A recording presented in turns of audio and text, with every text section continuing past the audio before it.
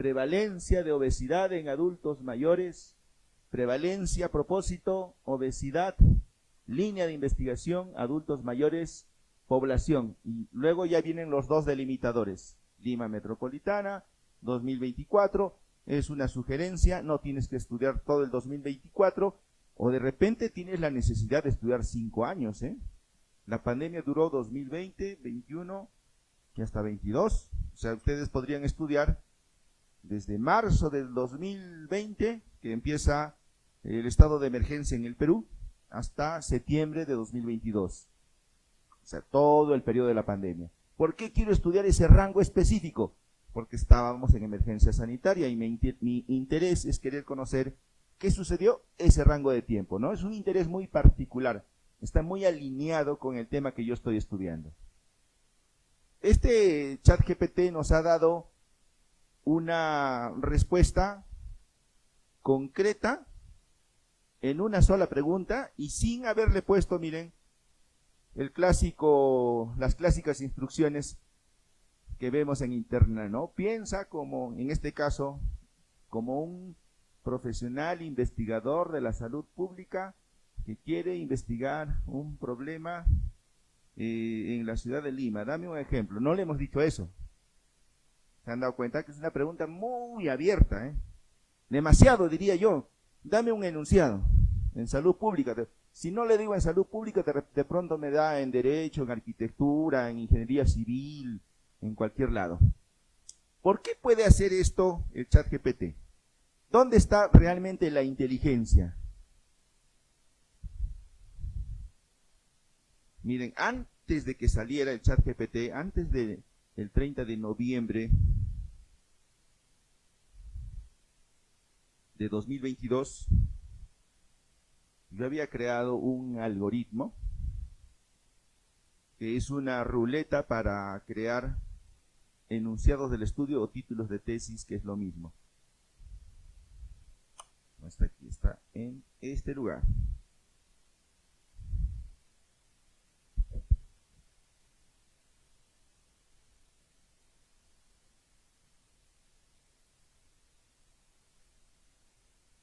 Miren esta ruleta, tiene 3 círculos concéntricos.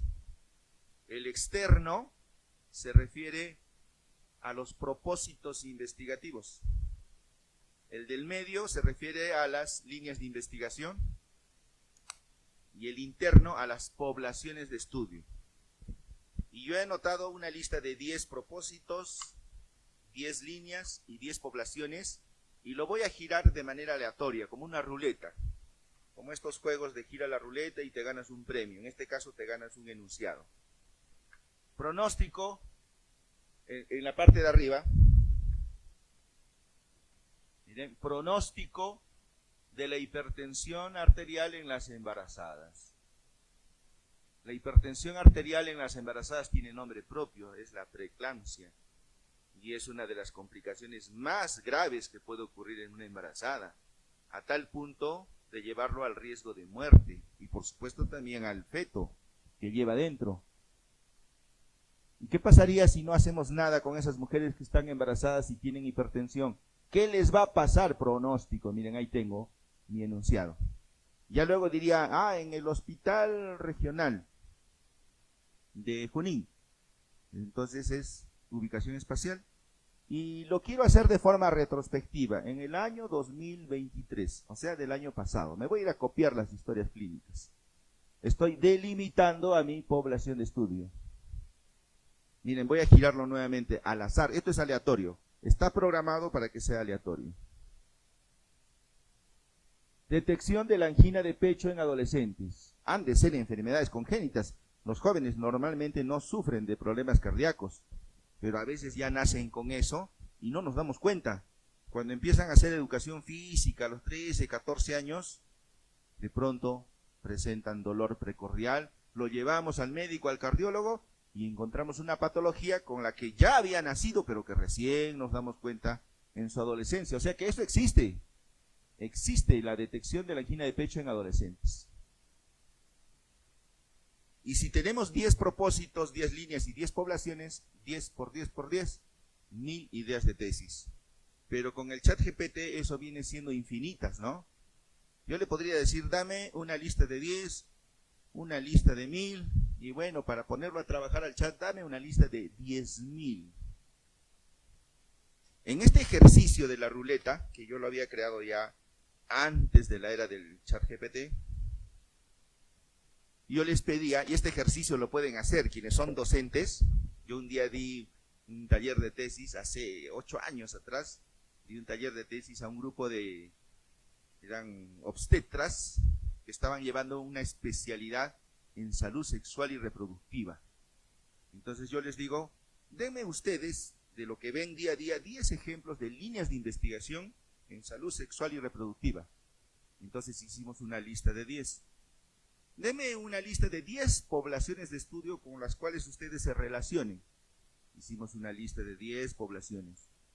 Y ahora hagamos una lista de 10 propósitos investigativos, 10 por 10 por 10, 1000 ideas de tesis en salud sexual y reproductiva con poblaciones con las cuales estas profesionales trabajan. Podría hacerlo con un grupo de médicos intensivistas. Yo no sé qué estudian, pero les puedo preguntar. Hagamos una lista de 10 líneas de investigación en medicina intensiva. Y 10 poblaciones y 10 propósitos y al final salen 1000. Pero esto sería como la era pre-inteligencia artificial, ¿no? Era un esfuerzo por tratar de comunicar cuáles son los componentes del enunciado del estudio, que lo hemos venido explicando en todos los sitios y todos los lugares que se nos ocurran. Un día estaba haciendo una transmisión en vivo, un día miércoles por la tarde, de 6 a 8 estaba haciendo una transmisión en vivo en mi canal de Bioestadístico en YouTube, y dije, a ver, vamos a ayudarles a las personas que estén haciendo su tesis.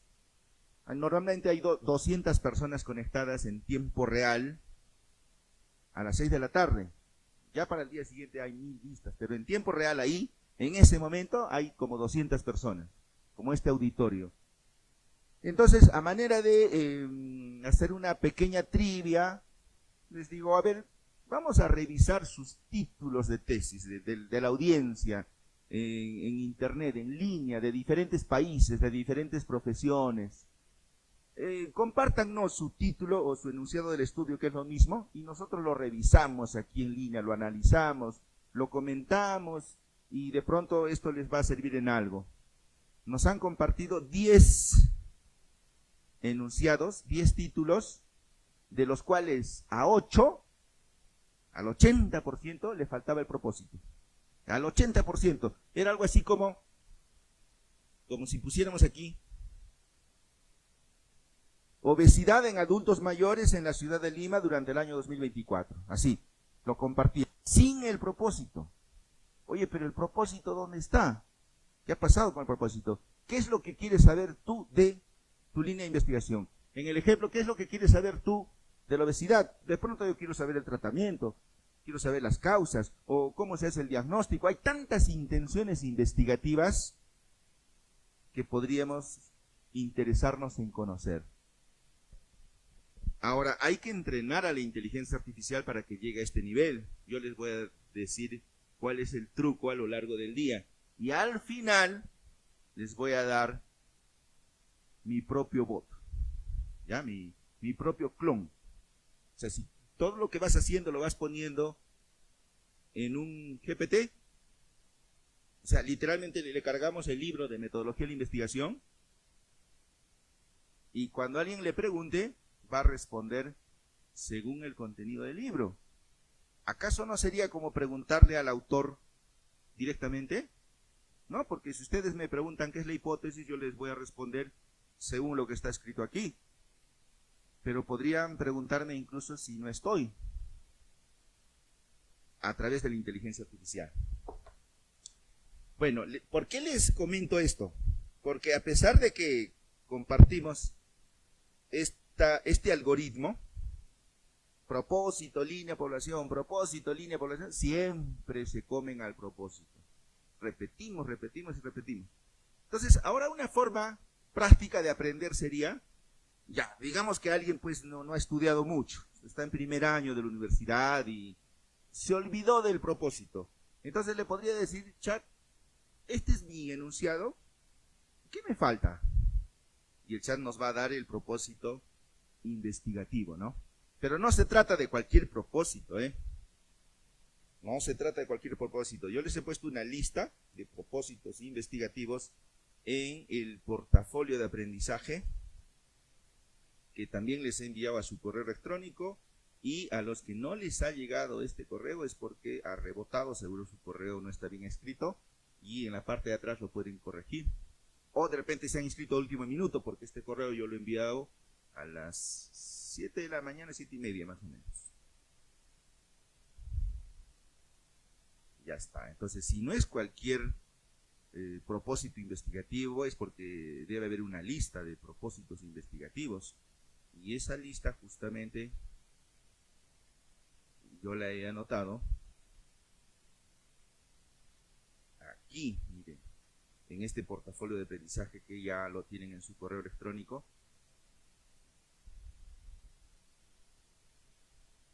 Vamos a darle zoom aquí, está muy pequeño.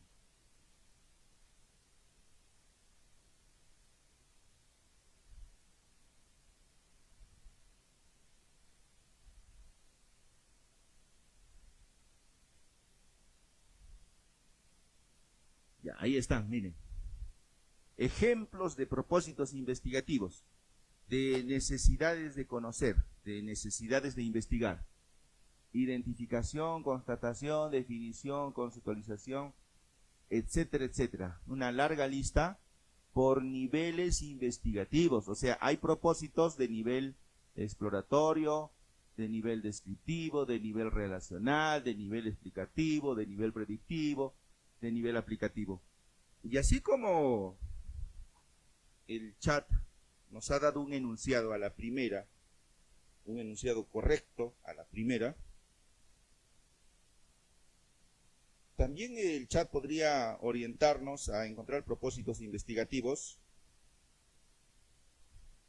según el nivel investigativo.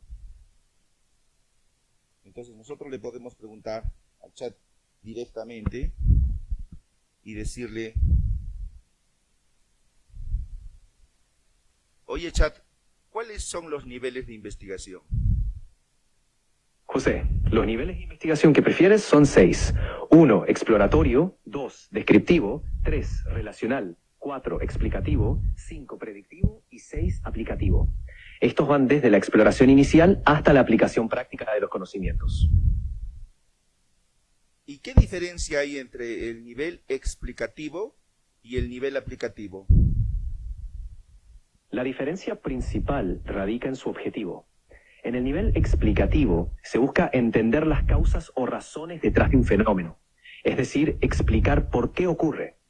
En cambio, el nivel aplicativo se centra en utilizar los conocimientos obtenidos para resolver problemas prácticos o desarrollar aplicaciones útiles. ¿Y en qué nivel se encuentran los experimentos? Los experimentos se ubican en el nivel explicativo. Este nivel se enfoca en identificar las relaciones causales entre variables, permitiendo así establecer explicaciones sobre por qué ocurren ciertos fenómenos. Los experimentos, al manipular variables y observar los efectos, son ideales para este propósito. Gracias, chat. Solamente pueden lograr respuestas efectivas al 100%, adecuadas y correctas, si es que le pueden entregar a la inteligencia artificial un algoritmo. ¿Qué es un algoritmo? Es como una fórmula matemática. Imagínense que hay 7 criterios para diagnosticar tuberculosis. Si cumples 5 de ellos, no tienes que cumplirlos todos, tienes tuberculosis. Si cumples 6, 7 o por lo menos 5, tienes tuberculosis. Los criterios de Stigen y Toledo, esos criterios existen por si acaso, ¿eh? A esa forma de diagnosticar pues es fácil, eso lo hace un técnico de enfermería con un manual, que ni siquiera ha ido a clases. Con que tenga el manual, le va revisando si cumple los criterios o no, y llega al diagnóstico. De hecho, así se trabaja en los lugares muy alejados. ¿Sabían que en los lugares tan alejados de la ciudad no hay médico? ni siquiera enfermera. O sea, quien brinda la atención de salud es un técnico de enfermería y se guía de los manuales porque hay diagnósticos que son algorítmicos, así como una suma. Pero no todos los diagnósticos son algorítmicos, de hecho la mayoría no lo son, sino más bien son heurísticos. ¿Qué significa eso de heurístico? Significa que no es una suma de criterios, que cumples 5 de 7 y tienes la enfermedad. No, no es así. Así no se diagnostica la diabetes. Así no se diagnostica el cáncer de estómago, así no se diagnostica la fractura de fémur. Sino que hay criterios y principios que el médico va sumando, va haciendo un razonamiento heurístico y llega a una conclusión. ¿Ya? Un adolescente que pesa 40 kilos, que tiene 16 años, claramente tiene peso disminuido, lo enviamos al psiquiatra para ver si tiene anorexia nerviosa y el psiquiatra hace una entrevista buscando criterios con un razonamiento heurístico.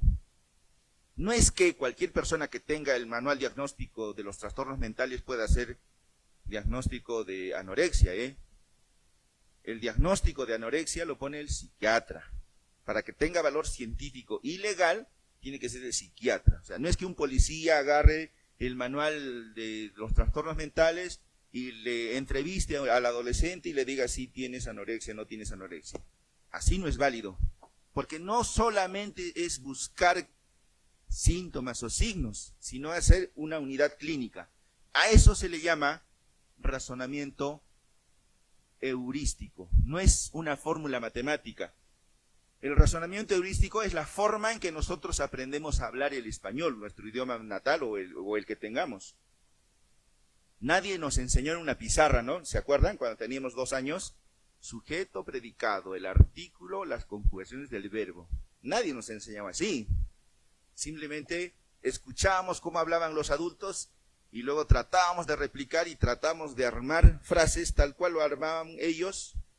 Y a día de hoy puede ser que ni siquiera conozcamos las reglas gramaticales y podemos escribir sin problema y hablar también. Ya, eso es un razonamiento heurístico.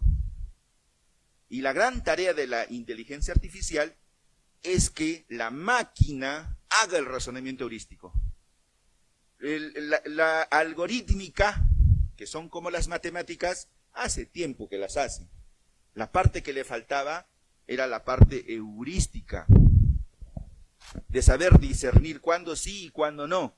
Pero si quien entrena a la inteligencia artificial no sabe discernirlo, no te va a ayudar en nada. Es como un alumno, como un asistente que va aprendiendo. Imagínense que la inteligencia artificial fuera como el alumno más aplicado del salón. Entonces, el día que falte el profesor, el alumno más aplicado del salón podría repetir la clase, porque ya aprendió. Ese es el razonamiento heurístico que nosotros buscamos. Por esa razón, a la inteligencia artificial hay que darle estos propósitos investigativos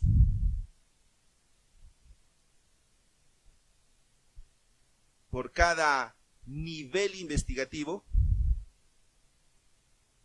de estos 6 niveles investigativos. Entonces nosotros tendríamos que saber discernir qué diferencia hay entre uno y otro para poder validar a la inteligencia artificial si es que realmente nos ha dado una respuesta que podamos publicar. Porque finalmente el documento lo vamos a firmar nosotros, ya sea el artículo, la tesis, el informe. No se trata de no instruir al chat, copiar y pegar. Eso lo hace el congresista que presenta proyectos de ley, ¿no? Agarró y le dijo a la inteligencia artificial: elabórame un proyecto de ley para extender el bachillerato automático hasta el 2026. Y el chat le dio algunas ideas y abajo le dijo: y como solo dispongo información hasta el 2021, te sugiero que revises la normativa vigente. Y lo presentó, así, tal cual, copiar y pegar. Eso es peor que las acusaciones de plagio que habían antes. Es extremadamente peor. Esa es la forma más burda, ociosa y tonta de utilizar la inteligencia artificial, ¿no? Ese es el claro ejemplo de lo que no debemos hacer. No, dejemos a un lado la parte ética. ¿Cómo vemos a un profesional cuando hace eso? Y encima bloque magisterial, o sea, profesor de carrera. Bueno, esas cosas pasan. Entonces, la inteligencia artificial tendría que saber que son 6 los niveles de investigación y que los propósitos del estudio están en función a cada uno de esos niveles. Ahora, la línea de investigación, que es la que está en medio, esa es propia de nosotros. Es un tema muy puntual dentro de nuestro campo del conocimiento. El campo del conocimiento es más o menos como la profesión de cada uno de ustedes. Entonces, en mi caso, medicina, mis líneas de investigación podrían ser, qué sé yo, los tumores de la silla turca o la COVID-19 en salud pública. Podría ser también las fracturas de estrés, la diabetes mellitus, ¿no? Las complicaciones del parto. Son habitualmente temas muy puntuales. En medicina casi todas son enfermedades. Por eso algunos incluso a la línea de investigación le dicen el problema, ¿no? Y sí, a veces es un problema. La diabetes es un problema, el cáncer también, la fractura de fémur, pero no es un problema el rendimiento académico, la calidad de vida o la satisfacción laboral. No son problemas, pero sí son líneas de investigación. Entonces, las líneas de investigación a veces son problemas, no siempre lo son. Las poblaciones de estudio tienen que ver con nosotros. Mira, si tú eres profesor, tu población de estudio pueden ser tus alumnos. Si tú eres el director de la escuela de posgrado, tu población de estudio pueden ser los docentes. Si tú tienes un negocio, tu población de estudio pueden ser tus clientes. Si tú tienes un canal de YouTube, tus suscriptores son la población de estudio. Es un grupo con el cual tú tienes una relación. Puedes acceder a ellos para obtener información y al final les puedes ayudar. Por eso uno tiene que tener la capacidad de poder intervenir sobre esa población de estudio. Y cambia con las capacidades de intervención que tenga el investigador. Un médico que atiende en un centro de salud, su población de estudio pues son los pacientes que acuden al centro de salud. Pero si este médico trabaja en el hospital, su población de estudio como que ya es más grande, pues todos los que acuden al hospital. Y si este médico es el director regional de salud, entonces su población de estudio pues ya son todos los de la región. Y si es el ministro de salud, ya pues son todo el país, ¿no? Entonces fíjense que por la posición, la capacidad de intervenir que tiene sobre la población, esa población va cambiando. De repente en todos los casos son diabéticos, pero va cambiando en función a lo que uno pueda intervenir. Pero no todos los estudios tienen lugar y tiempo como delimitación. El ejemplo que nos ha dado el ChatGPT es el ejemplo de un estudio descriptivo. Los estudios analíticos no tienen delimitación de lugar y tiempo. Ejemplo, el hábito de fumar y el cáncer de pulmón. En los estudios analíticos hay una segunda variable en el enunciado. Estamos hablando del enunciado o título del estudio. Entonces, aparte de la línea de investigación que se convierte en una variable, hay otra. Y el ejemplo sería el hábito de fumar y el cáncer de pulmón. Son dos variables. Mi línea de investigación, el cáncer de pulmón, pero le estoy agregando otra, que es el hábito de fumar. ¿Por qué estos estudios analíticos no llevan lugar y tiempo? Porque si tú fumas en 1980, te puede dar cáncer en 1980. Si fumas en el año 2030, te puede dar cáncer en el año 2030. Si fumas en Madrid, te da cáncer en Madrid, ahí donde fumaste. Si fumas en Santiago de Chile, te va a dar cáncer ahí. No tiene que ver con el lugar y el tiempo, ¿se dan cuenta? Las relaciones entre variables no son dependientes de lugar y tiempo. Entonces no requieren que tú digas dónde y cuándo. Por eso los experimentos nunca llevan lugar y tiempo, si se han fijado. El efecto del extracto de una raíz de una planta nativa para el tratamiento de la úlcera péptica en ratoncitos albinos. No es necesario que digas que fue hecho en Lima, en Junín, en Arequipa, no es necesario. Tú te llevas tus ratoncitos a donde quieras. Y si haces ese mismo estudio de acá a 10 años, pues vas a encontrar más o menos lo mismo. Es independiente del lugar y el tiempo. Entonces, estos estudios, este lugar y tiempo, en los estudios descriptivos, es la delimitación, es como que le vas cortando con una tijera los bordes hasta dónde vas a estudiar y sobre qué grupo vas a concluir tus resultados. Pero en el analítico eso no sucede. El hábito de fumar y el cáncer de pulmón, donde fumes, ahí te dará cáncer, y cuando fumes, ahí puede ser también. Pero la diferencia es que son dos variables, la línea de investigación y la otra variable. Entonces le vamos a pedir, a ver, a la inteligencia artificial, que nos haga uno, pero esta vez analítico. Porque el ejemplo anterior que nos dio era uno descriptivo. Dame otro ejemplo de enunciado del estudio, pero esta vez de un estudio analítico. Y como al alumno, miren ya, de esos que relacionan variables. ¿No? Así le decimos a los alumnos. No estaba, no estaba mostrando. Se ha quedado otra vez congelado. Vamos a salir. Ya es que el PowerPoint se apodera de la máquina, me he dado cuenta. Le pones el PowerPoint, ya piensa que todo es de él ya.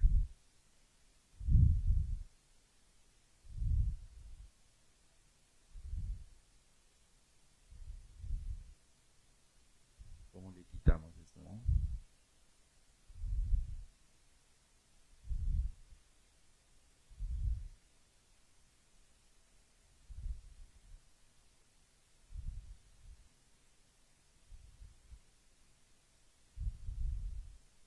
¿Cómo sale del PowerPoint?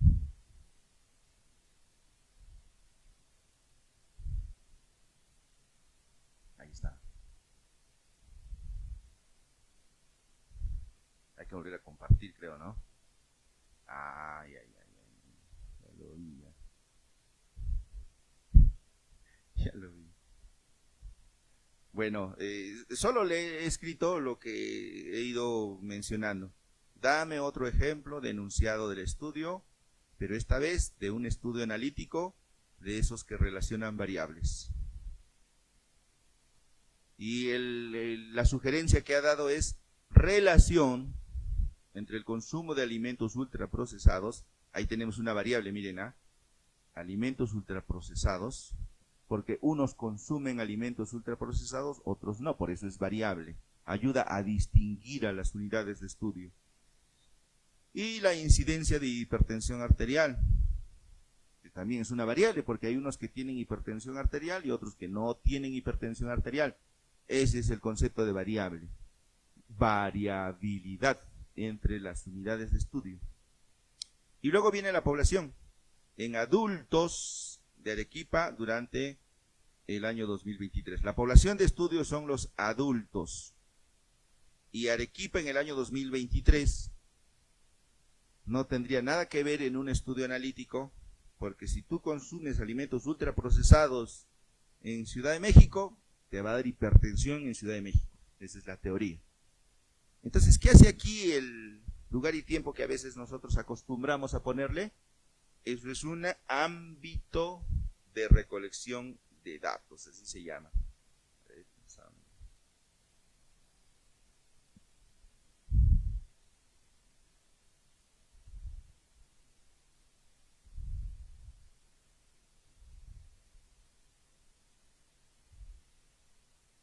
Ya está, entonces como el PowerPoint se anda apoderando de la máquina, no le vamos a dar F5.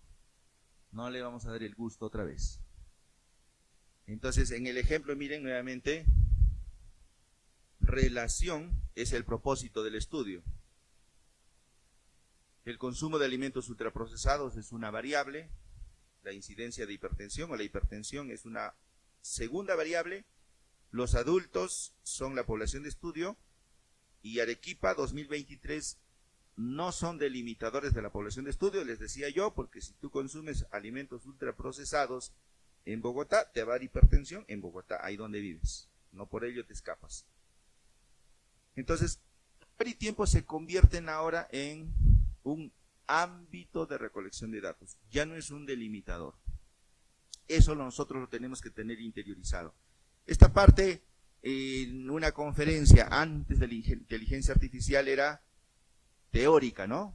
Decimos enunciado, sus elementos, propósito, línea y población. Y alguien decía, pero profesor, en otro libro dice que los elementos del enunciado son 5. A ver, mete pues eso lo que dice otro libro al ChatGPT, a ver qué te da. Porque lo que nosotros le pedimos son resultados algorítmicos y heurísticos. Hay personas que discursan, por ejemplo, acerca de la variable con conceptos erróneos. Está bien, tú puedes discursar todo lo que tú quieras, pero a ver, dáselo a la inteligencia artificial y que te arme algo congruente, que es la misma tortura que le estaban haciendo a los alumnos en el pasado. Sus conceptos no eran congruentes, entonces el alumno estaba perturbado, no veía la luz, no sabía cómo armar los elementos, porque los enunciados no eran congruentes. Entonces ahora la inteligencia artificial, que no tiene sentimientos, simplemente te va a decir, ¿a qué te refieres?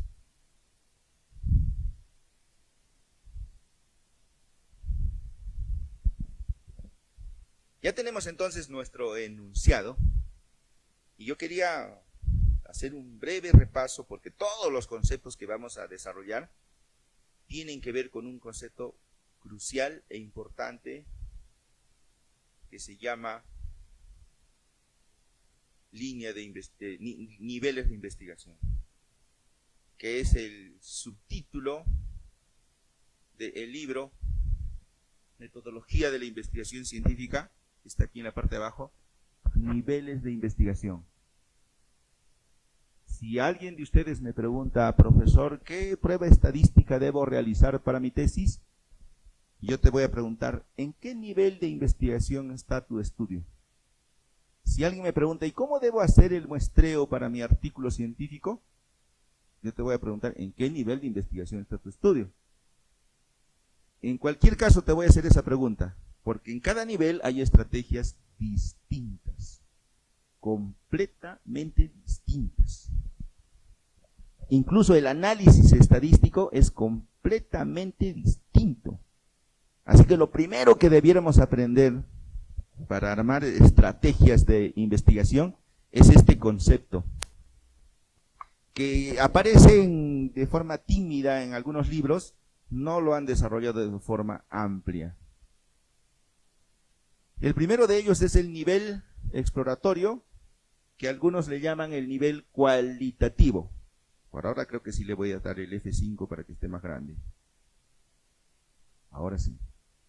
Este nivel exploratorio es el nivel cualitativo. ¿Por qué se le llama así? Porque el análisis de los datos que realizamos en este nivel es cualitativo. Y les pongo un ejemplo. Hay varios diseños de investigación cualitativa. El estudio etnográfico, el análisis del discurso, el estudio histórico. En salud nosotros tenemos el caso clínico, o sea, un solo paciente. A veces hay pacientes en el hospital que no sabemos qué tiene y por más junta médica que haya, 15 días sigue con fiebre y todavía no sabemos qué tiene. O puede ser que ya sepamos qué tiene y no responde a ningún tratamiento. Igual, junta médica, 15 días y todavía no sabemos cómo recuperar al paciente. Un solo paciente. Ese paciente tiene variables cualitativas y cuantitativas. Tiene de las dos, ¿ya? Miren, cuantitativas. Ese paciente tiene peso, tiene temperatura, tiene presión arterial. Variables cuantitativas. Y yo las he medido, ¿ah? He traído un termómetro, un tallímetro, un tensiómetro, he traído instrumentos de medición para medir la talla, la temperatura, la presión arterial. Estudio cualitativo, ¿ah? Tiene variables cuantitativas, pero también tiene variables cualitativas. Ese paciente tiene malestar general, subjetivo. Tiene sensación de alza térmica, subjetivo. Tiene cefalea, subjetivo. De hecho, todo lo que son síntomas son subjetivos, porque yo realmente no sé si los tiene. Estoy confiando en que me está dando la información para armar un criterio diagnóstico. Entonces, ese paciente tiene características, tiene variables numéricas, cuantitativas, y también tiene variables categóricas o cualitativas, llamadas también, tiene de ambas. Pero el análisis que yo voy a hacer de este paciente es cualitativo, porque yo no tengo muchas temperaturas para sacar una media, solo tengo un paciente. No tengo varias tallas para sacar una media, desviación estándar, solo tengo un paciente.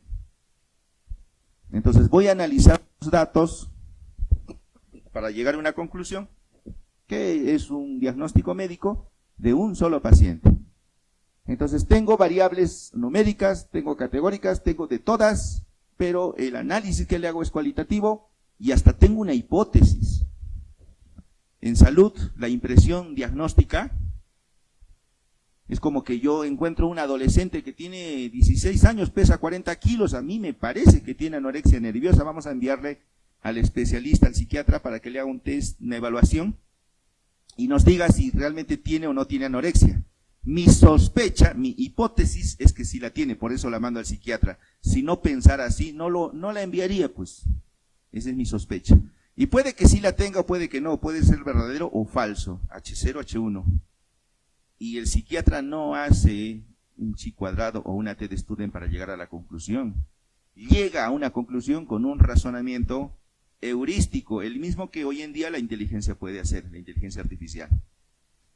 Entonces, en este nivel exploratorio hay todo tipo de datos, pero el análisis de los datos es cualitativo y podemos llegar a demostrar hipótesis en los estudios cualitativos sin el uso de la estadística, porque esa es su naturaleza y característica de este nivel. Ya en los demás aparece pues el análisis estadístico de los datos. En el nivel descriptivo aparece el análisis estadístico de los datos. En todos hay datos, ya dijimos, en todos. Pero en el primero no hay análisis estadístico, sino que es cualitativo. Y en el descriptivo es univariado. O sea que voy a analizar a las variables de una en una. Algo así como prevalencia de diabetes. Resulta que el 10% de la población tiene diabetes. Pero no me voy a contentar con esa información.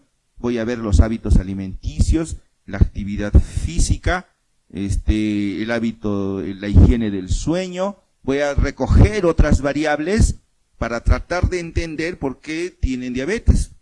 La OMS dice que en Latinoamérica el 10% de la población tiene diabetes.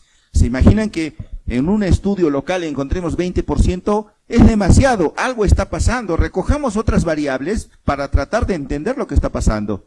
Y entonces, además de concluir que la prevalencia es del 20%, veamos también pues, qué proporción de obesidad hay, hábitos alimenticios, higiene del sueño, consumo de alcohol, qué otras características hay. Pero ese análisis que voy a hacer, si bien es estadístico, es univariado. El análisis estadístico es univariado, a las variables de una en una. De una en una las vamos a agarrar. Ahora, en mi estudio descriptivo, yo encuentro que si realmente hay mucha obesidad. Entonces podríamos relacionar, de pronto están relacionadas la obesidad y la diabetes, el hábito de fumar y la diabetes, el sedentarismo y la diabetes. Entonces yo hago una lista de factores que pueden estar relacionados con la diabetes y los voy a relacionar así de par en par. Obesidad con diabetes, hábito de fumar con diabetes, consumo de comida chatarra con diabetes, sedentarismo con diabetes. Lo que nunca voy a hacer es relacionar hábito de fumar con consumo de comida chatarra, porque mi línea de investigación es la diabetes, tiene que aparecer siempre. Entonces el análisis estadístico ahí es de par en par. Por eso decimos que su análisis estadístico es bivariado. Entonces, distinto, ¿no?, al anterior. El análisis bivariado, dos variables categóricas, chi cuadrado, dos variables numéricas, correlación de Pearson, una categórica y la otra numérica, T de Student, al caso de que haya dos grupos. Entonces los procedimientos estadísticos aquí son distintos al descriptivo. Y si yo quiero calcular el tamaño de la muestra, si yo quiero estimar la prevalencia de diabetes en la región Junín, no puedo estudiar a todos los habitantes de la región Junín porque son muchos, voy a tomar una muestra. Pero como yo quiero estimar un parámetro, mi muestra sí o sí tiene que ser representativa. Sí o sí, no hay lugar a duda, no te puedes escapar. Pero si tú quieres relacionar el hábito de fumar, el sedentarismo con la diabetes, ese es otro tipo de muestreo. En el análisis univariado, nos cuidamos del error tipo 1. En el análisis bivariado, además de cuidarnos del error tipo 1, nos cuidamos del error tipo 2. Distinto. Completamente distinto. Por eso es que yo les decía que cuando alguien me pregunta, profesor, ¿qué prueba estadística debo utilizar para mi estudio, para mi tesis? ¿En qué nivel investigativo está tu tesis, tu trabajo, tu artículo? Porque según eso vamos a hacer el análisis estadístico. En el siguiente, en el explicativo, este nivel, ¿han escuchado al ChatGPT cuando yo le pregunté qué diferencia hay entre el nivel explicativo y el aplicativo? Lo dijo claramente, todo lo que ha respondido hasta ahora, yo lo valido. Miren, si nos pasamos todo el día preguntándole cosas y todo lo que diga está validado, pues mañana ustedes le siguen preguntando y ya no necesitan que yo esté aquí, ¿no? Claro, esa es la idea. ¿Ya? Entonces yo les voy a dejar eso, les voy a dejar una herramienta para que ustedes le pregunten sin que yo esté. Este nivel explicativo, todo esto hay que enseñarle pues al chat antes, ¿no? ¿De dónde va a sacar si no? Este nivel explicativo busca demostrar relaciones de causalidad, causa-efecto. Variable independiente, pero variable independiente manipulada. Y la estadística es insuficiente para demostrar relaciones de causalidad. Dolly Hill en 1950 hicieron un estudio para demostrar la relación entre el hábito de fumar y el cáncer de pulmón y describieron los criterios para demostrar causalidad. Y uno de los criterios, para no desarrollarlos todos, el más obvio, el más evidente, es la temporalidad. Que la causa estuvo presente antes que el efecto, ¿ya? O sea, primero fumas, luego te da cáncer de pulmón, no al revés. No es que porque te dio cáncer de pulmón, ahora tienes ganas locas de fumar, así no funciona, ¿verdad? Hay una relación temporal. Eso nada tiene que ver con la estadística. Y sin embargo, la estadística es la base para demostrar relaciones de causalidad. Si no hay dependencia probabilística, no podemos hablar de causalidad. Y hay relaciones estadísticas que son casuales, aleatorias, espurias. ¿Cómo yo me doy cuenta de que estoy frente a una relación real de una relación casual, de casualidad? Porque hago análisis estadístico multivariado. Ya no solamente son de dos, ahora es multivariado. Entonces, si alguien de ustedes me dice, yo estoy haciendo un experimento, he manipulado una variable independiente, he observado un efecto, pero tengo diferentes estratos de edad. Hagamos un análisis estadístico multivariado, completamente distinto al nivel relacional, completamente distinto.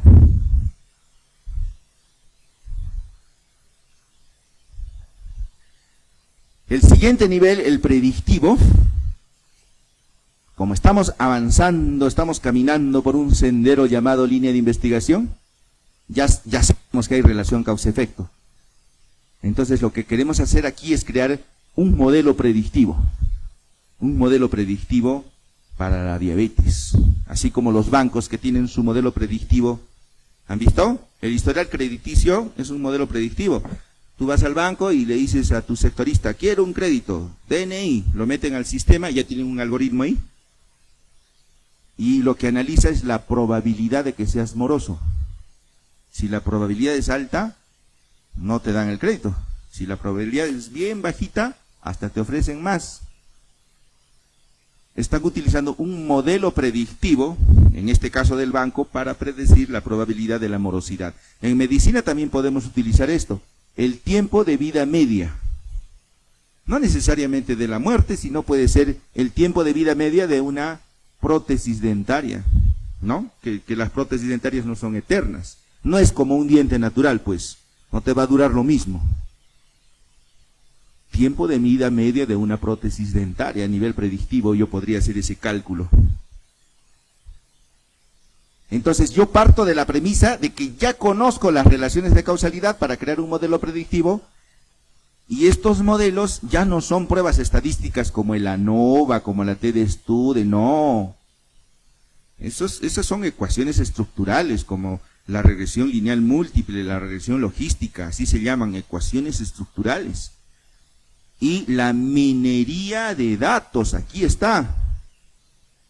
Y la minería de datos es inteligencia artificial, porque no utiliza algoritmos, utiliza procesos iterativos, que es la manera en que los informáticos le llaman al razonamiento heurístico del ser humano.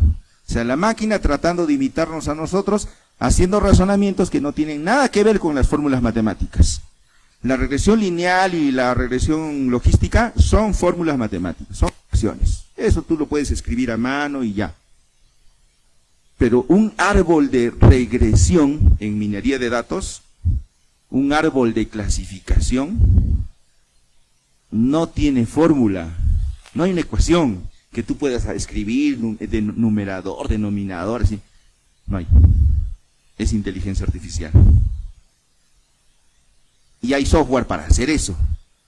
Ya ahora el que es capo en programación, con el chat de frente, ¿eh? Pero para los que no somos programadores, aplicativos, usamos aplicativos. El siguiente nivel, el último de ellos, el aplicativo, ya no busca las causas ni predecir nada, no, ahora hay que intervenir. Y hay que intervenir para mejorar una condición, como una campaña de vacunación. La campaña de vacunación no era para probar si la vacuna sirve o no, hay gente que estaba asustada, quieren experimentar conmigo, no es un experimento. El experimento se hizo acá. ¿Se acuerdan que le pregunté al chat dónde están los experimentos? Y claramente me dijo, en el explicativo, ahí están. Entonces una campaña de vacunación no es un experimento, es una intervención para mejorar el sistema inmunológico de las personas para que si se encuentran con el virus no se enfermen, o si se enferman no terminen en UCI. Este nivel aplicativo es particular, porque a veces tú necesitas calibrar la intensidad de la intervención. Como el paciente que tiene diabetes, está tomando su tratamiento insulínico y tiene alta la glucosa. Va donde el endocrinólogo y el endocrinólogo le calibra la insulina, o sea, le da un poquito más de insulina. O en pandemia, ¿se acuerdan que eran 2 dosis nada más? Y de pronto, dosis de refuerzo, 3 dosis. No es que se hayan equivocado, nos engañaron, resulta que eran 3 y no eran 2, ¿qué tan científicos son? No, están calibrando porque estamos en un nivel aplicativo. En ese nivel estamos. Entonces aquí la intención del investigador ya no es solamente saber por conocer, sino mejorar una condición de la población de estudio. 6 niveles de investigación que son completamente distintos en análisis estadístico, en el planteamiento del estudio, en el muestreo, en casi todo. Yo diría en el 95% de los elementos de un trabajo de investigación como lo conocemos, distinto. Así que cualquier pregunta que me hagan sobre su tesis, yo les voy a decir, ¿y en qué nivel de investigación está? ¿Por qué les repito esto a cada rato? Chat, ¿qué prueba estadística me toca? Mi estudio está en el nivel relacional, mis variables son categóricas. Mi estudio es de casos y controles. Te lo va a dibujar, te va a sacar la radiografía. Ya no es como antes que tú tenías que echarte a leer un libro, 2, 3, a ver, ya entendí. 3 horas después, ¿qué prueba estadística utilizar? Ahora tú dices, bueno, si le pregunto al profesor me ahorro tiempo. Pero a tu profesor le preguntas pues en hora de clase, en el taller. No hay alguien 24/7, ¿no? que nos atienda. Y en este caso pues la inteligencia sí lo haría. El nivel exploratorio, como el análisis de los datos que contiene se hace de forma cualitativa, le llaman investigación cualitativa. Y todos los otros niveles que hacen uso de la estadística, cuantitativa, estudios cuantitativos. No confundir con paradigmas, ¿ya? Yo he leído un artículo muy sustancioso, escrito por una socióloga de fines de los 90, que hablaba de el paradigma metodológico cualitativo de las ciencias sociales. Eso es otra cosa. Resulta que los sociólogos que estudian el comportamiento humano es toda variable cualitativa, ¿verdad? Toda variable categórica. Y entonces crearon un paradigma para decir nosotros somos cualitativos. Y por el otro lado estaban los investigadores de las ciencias naturales que evalúan magnitudes físicas, longitud, masa, tiempo, que en el ser humano sería pues la longitud, sería la talla, la masa sería el peso, el tiempo sería la edad.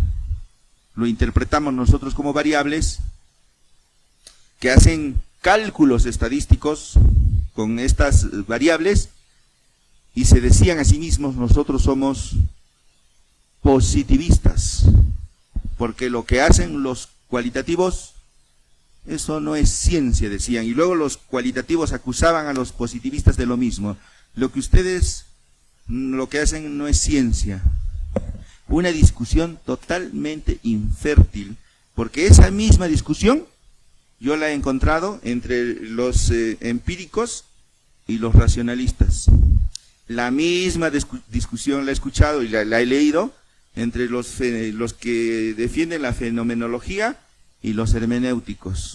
Y así, acusándose uno al otro lado que lo mío es ciencia, lo tuyo no. Cuando en todos los casos son herramientas para hacer investigación científica.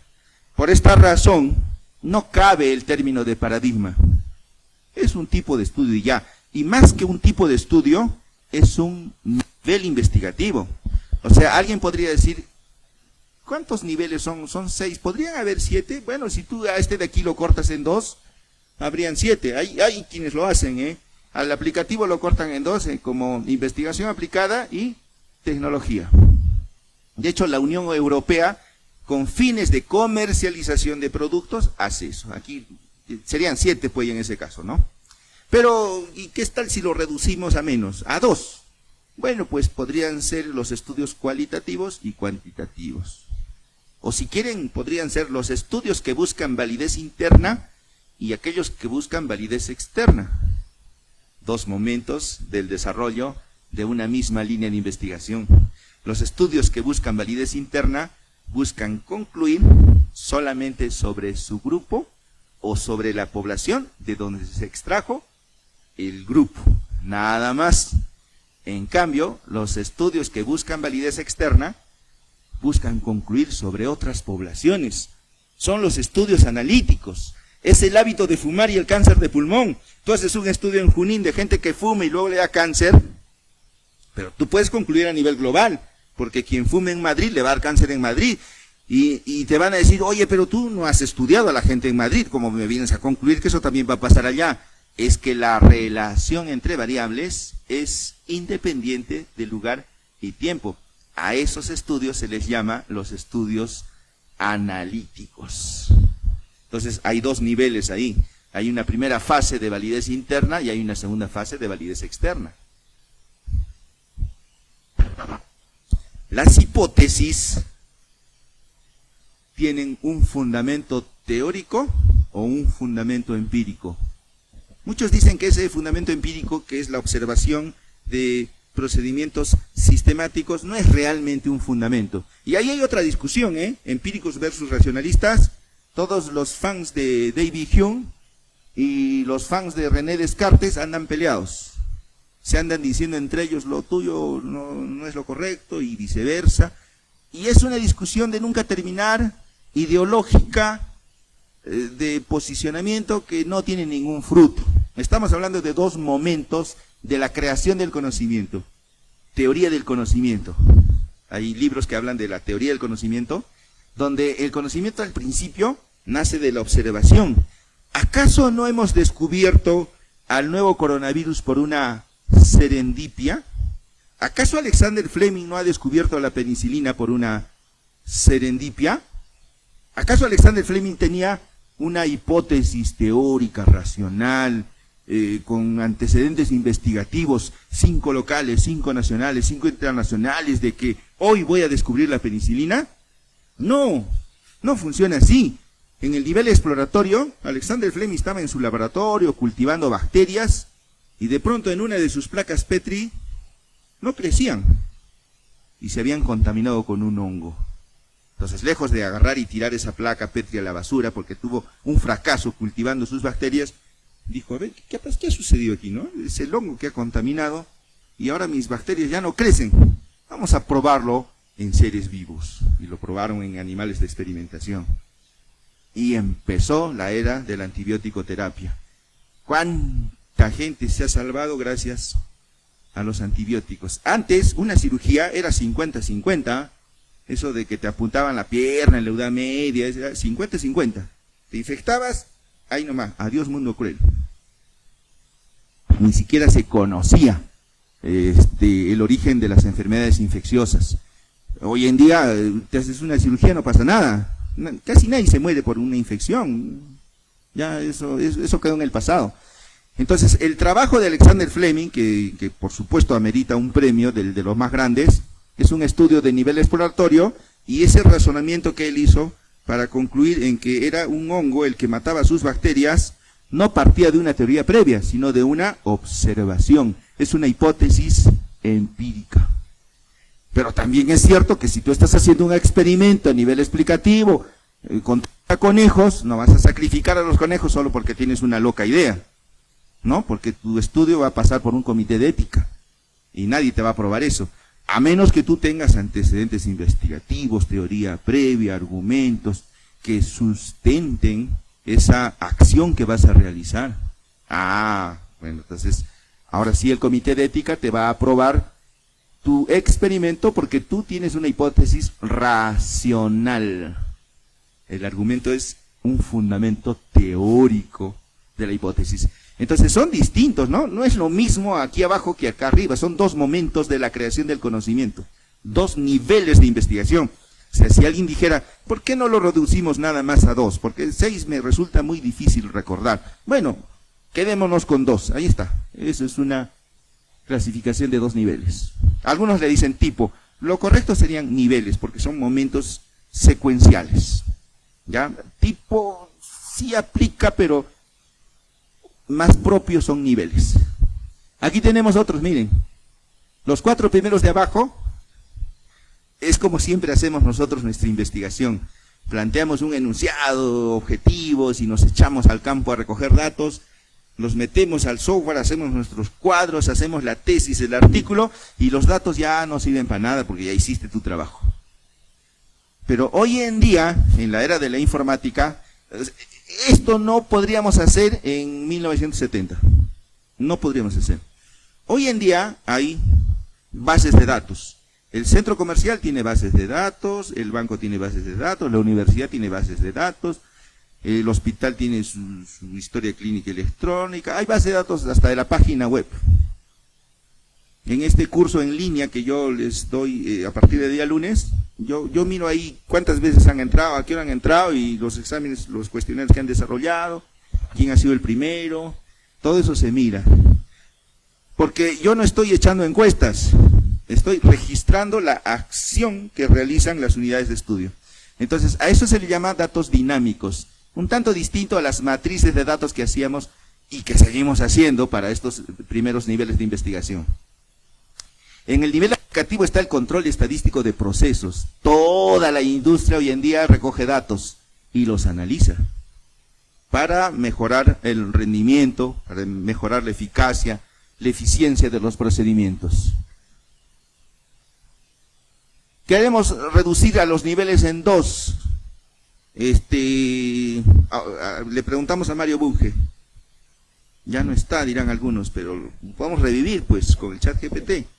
Agarramos todos sus libros, todas sus publicaciones, todas sus ponencias que están en YouTube, lo cargamos al ChatGPT, le clonamos la voz a Mario Bunge, creamos un avatar para que hable con su imagen y hacemos un Zoom con él, ¿no? Entonces le preguntamos a Mario Bunge, si hablamos de niveles de investigación, ¿cuántos son? Mario Bunge va a decir, son dos, la investigación pura básica y la aplicada. Lo que pasa es que a veces hay que buscar saber por conocer, pero a veces hay que mejorar una condición a partir de una intervención. Eso es investigación aplicada. Dos niveles de investigación, si quisiéramos resumirlo.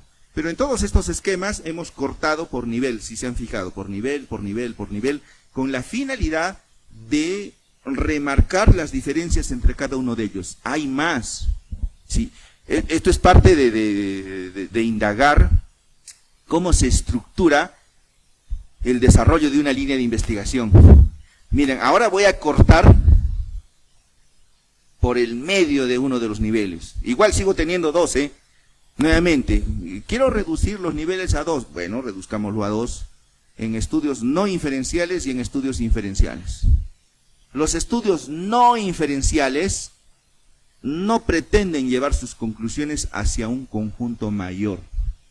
No pretenden. Cuando Neil Armstrong se fue a la Luna, trajo una muestra de suelo lunar. No podríamos pretender decir que toda la Luna está hecho de ese material que él trajo, ¿verdad? Porque solamente alunizó ahí en el Mar de la Tranquilidad, en un lugar específico, y luego se vino. Pero bueno, algo es algo, pues, ¿no? Nadie ha ido antes a la Luna, una muestra de suelo lunar es bastante. Y él mismo lo dijo, ¿no? Un pequeño paso, pero a la vez un gran salto. Pequeño porque no hemos estudiado toda la Luna, pero un gran salto porque nadie ha ido a la Luna antes. Es un estudio no esencial.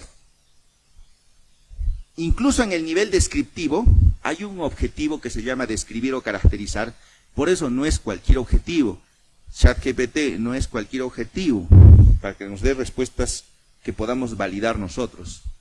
Si tú le dices al ChatGPT, mira chat, los estudios descriptivos a veces llevan hipótesis y a veces no llevan.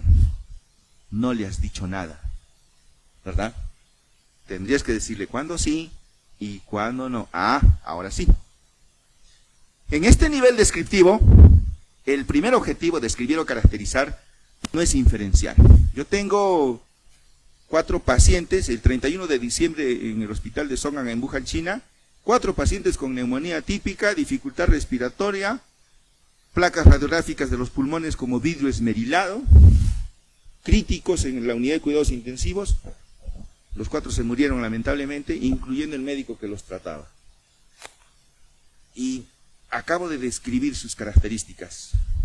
Nadie podría inferir que los que se iban a más adelante se iban a morir. O sea, de los 4 que yo tenía, los 4 se han muerto, pero yo no voy a concluir diciendo que todo aquel que se infecte con este virus se va a morir. De hecho, no fue así, pues, ¿no? A todos nos agarró finalmente el virus y muchas veces, en muchos casos, pues no nos pasó nada. Sí, también hemos perdido amigos, compañeros, colegas.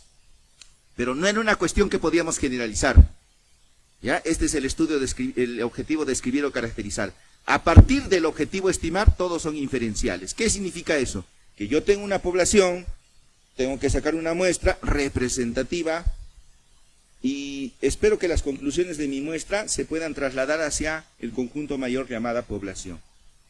Tengo que hacer ese ida y vuelta de población a muestra y de muestra a población. Eso es un estudio inferencial.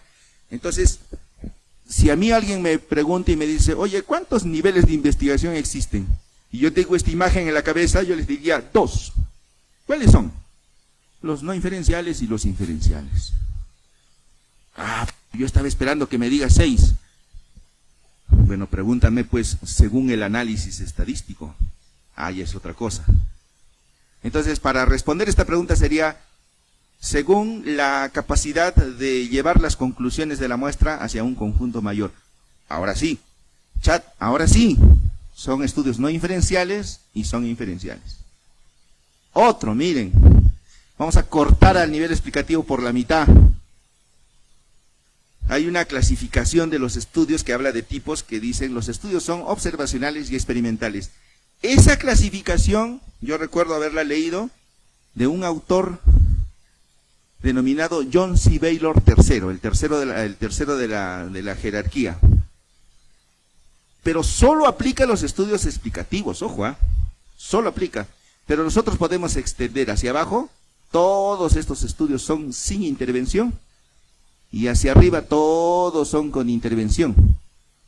Todos estos estudios que son observacionales, yo no intervengo, no manipulo, no necesito comité de ética, porque no estoy poniendo en riesgo a nadie, estoy revisando historias clínicas de pronto. Sí, voy a tomar consideraciones éticas, no requiere un comité de ética. Pero si yo voy a intervenir, ahora sí, trabajo de investigación, proyecto, al comité de ética. Porque van a intervenir, van a manipular. Y si las unidades de estudio son seres vivos, o más aún, si son seres humanos, ahora sí, consentimiento informado, decimos en medicina, cuando vamos a hacer una intervención de la que sea, en investigación, esas unidades experimentales, las unidades que van a ser intervenidas, tienen que dar su consentimiento también, su consentimiento informado. Sí, a ver, pregunta.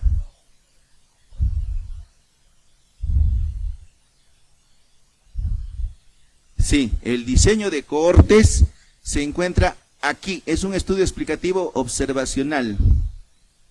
Ahí está el diseño de cohortes. El diseño de cohortes es un estudio explicativo, aún si el análisis estadístico es bivariado. ¿Por qué? Porque tiene un criterio de causalidad que el diseño de casos y controles no tiene. ¿Cuál es? La temporalidad. ¿Cómo es el diseño de cohortes? Tú tienes una cohorte expuesta, una cohorte no expuesta, ejemplo, trabajadores de la mina y trabajadores de oficina. Cuando entran a trabajar a la mina les hacen un examen para ver que no tengan enfermedades pulmonares. O sea, al principio todos están sanos, solo que hay un grupo expuesto y un grupo que no. Y luego hay que hacer mediciones cada año. En algún momento puede aparecer la enfermedad pulmonar. Entonces, claramente está demostrado en el diseño de cohortes que si al principio estaban sanos y había un factor de exposición, la enfermedad se debe al factor de exposición. Hay una relación temporal que no se puede identificar en un diseño de casos y controles. El cohortes está aquí, es un estudio explicativo observacional. El diseño de cohortes es un estudio observacional, prospectivo, longitudinal y analítico. Eso es la tipología, porque el diseño es el conjunto de esas características. Entonces, ahora que ya tenemos claro cuáles son los niveles de investigación, ya le podemos dar mejores instrucciones a nuestra inteligencia artificial, a nuestro chat GPT, porque yo ya le he dado estas instrucciones previamente y luego voy a compartir con ustedes también esta... Es un GPT, no es un aplicativo. Les comparto un poco sobre lo que es el uso de esta herramienta, para los que, sobre todo los que no lo han usado todavía. Cuando tú abres el chat GPT así por primera vez, ciertamente le tienes que decir, piensa como un abogado peruano, porque las leyes cambian de país a país, ¿verdad? Y redáctame un contrato por tiempo limitado, un contrato temporal de servicios. Y te lo va a redactar. Esa es una instrucción, digamos, de entrada. Ahora, el chat GPT va a seguir el hilo de la conversación. Lo que estaba arriba lo va a tener en consideración al responder abajo. Entonces tu conversación se haría infinita si tú quieres que vaya recordando todo eso, ¿verdad? Entonces, para que la conversación no sea infinita, le damos instrucciones que las guarde, digamos, de forma definitiva. Un ejemplo podría ser que recuerde tu nombre. Y le dices, chat, actualiza, es la palabra clave, actualiza. Me llamo José, le dice. Entonces, cuando apagas la máquina, regresas mañana, te va a saludar por tu nombre, como lo hemos hecho hace un momento. Otra cosa que le podrías decir para que te guarde sería tu profesión. o si eres profesor. Cuestiones que puedan ayudar a enmarcar una respuesta, jamás información personal, ¿no? Eso se entiende en internet, jamás información personal. Una cuenta bancaria, no le vayan a decir al chat que lo recuerde.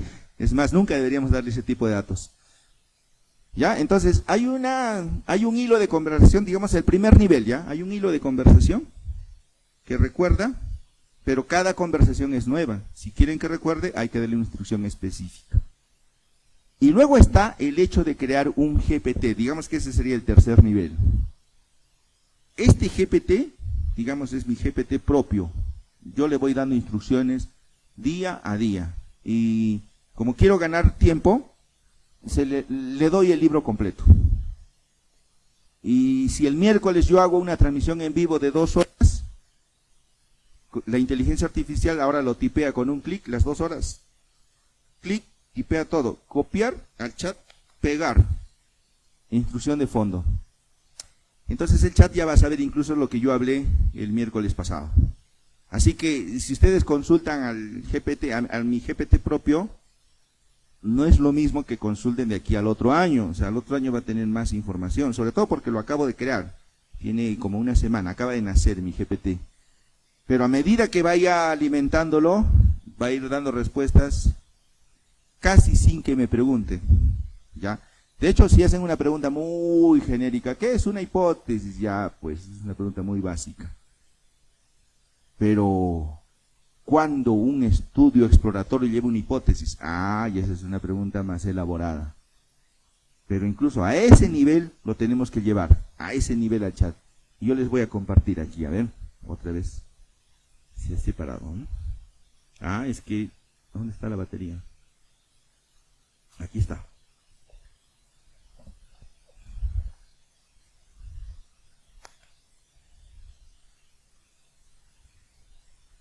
Está. Entonces yo les había mencionado que cuando de propósitos investigativos se trata, no es cualquier propósito. Ahora vamos a hablar de los objetivos. Si yo ya tengo un enunciado, pues lo que sigue son los objetivos. Le voy a dar otro enunciado, ya no el mismo. Si yo lo continúo en esta conversación, podría mezclar los temas. Entonces tendría que abrir uno nuevo, si es que vamos a hablar de otro tema. Entonces, ahora yo le voy a dar el enunciado y el sistema me tendrá que crear, pues, mis objetivos. A ver, para el enunciado, y aquí entre comillas mi enunciado. Factores de riesgo para la osteoporosis en posmenopáusicas. Ya sabemos entonces que el enunciado tiene 3 elementos: propósito, factores. Lo bueno de la inteligencia artificial es que incluso si cometes una falta ortográfica, te la va a corregir. Ya está. Factores de riesgo es el propósito. La osteoporosis es mi línea. Posmenopáusicas es la población de estudio. Como es un estudio analítico, yo lo puedo dejar así, sin lugar y tiempo. Que si le pongo lugar y tiempo, es ámbito de recolección de datos. Digamos que la edad es un factor de riesgo para la osteoporosis en mujeres posmenopáusicas. Bueno, no importa dónde viva esa mujer posmenopáusica, ¿no? A más edad, más riesgo para osteoporosis. Entonces, no tiene que ver con el lugar. Y lo mismo pasará con el tiempo. Lo mismo ocurrió en 1980, lo mismo ocurrirá en el 2030. Por eso es que no le pongo, pero si quieren ponerle, correspondería al ámbito de recolección de datos. Y ahora le voy a decir, plantéame los objetivos.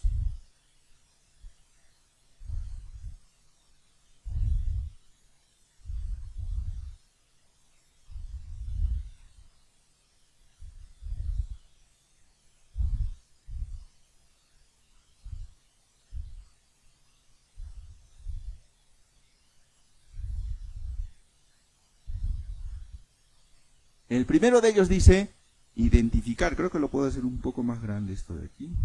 Ya, el primero de ellos dice, identificar los factores de riesgo asociados a la osteoporosis en mujeres posmenopáusicas. El objetivo principal es el mismo que el enunciado, ¿no? Solo que con un en infinitivo para identificar acción, una acción que se puede completar. Aquí tengo otro enunciado solamente a efectos del ejemplo. Dice, el enunciado del estudio, prevalencia de osteoporosis en posmenopáusicas. El objetivo principal dice, estimar la prevalencia de osteoporosis en posmenopáusicas. Le hemos agregado un verbo en infinitivo que es estimar al enunciado y de la suma de ambos pues me sale el objetivo. Los objetivos deben ser alcanzables y quien le da la cualidad de alcanzable es el verbo. ¿Por qué el enunciado del estudio no es alcanzable? Porque es un parámetro poblacional. Imagínense una población de 200.000 pobladores, que cada medida te cueste $1, son $200.000. ¿Quién va a hacer un trabajo de investigación así? Ni siquiera el ministro de Salud se atrevería a hacer eso, porque el presupuesto tiene que ser utilizado de forma eficiente. ¿Qué hay que hacer? Tomar una muestra. Entonces ya no vas a conocer la prevalencia, la vas a estimar. Entonces, algo que no se podía alcanzar, que es la prevalencia, ahora, con el verbo en infinitivo, se convierte en alcanzable. El verbo es quien convierte al enunciado en algo alcanzable. Otra característica de este objetivo principal es que es específico. Y esta cualidad la hereda o la obtiene del propósito del estudio, el propósito prevalencia. El propósito aparece en el objetivo, pero ya venía del enunciado, o sea, lo está heredando nada más, no hay nada nuevo, no le estamos agregando especificidad. El enunciado del estudio ya lo tenía. Luego, este objetivo es medible. Y para que la osteoporosis sea medible, hay que operacionalizarla en el cuadro de variables, que ahora también lo vamos a sacar. Normalmente los objetivos van después del cuadro de variables, pero en este caso lo vamos a sacar después. Entonces yo tengo que operacionalizar cuándo está presente la osteoporosis, cuándo no está presente. No estamos hablando de una definición conceptual, sino de una operacionalización, cuándo sí y cuándo no. Entonces la osteoporosis que ya está operacionalizada, o el concepto viene de la operacionalización. No es propio, no es nuevo para el objetivo.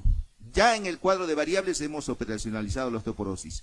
Los objetivos son relevantes porque este objetivo me ayuda a completar el enunciado, mi necesidad de conocer.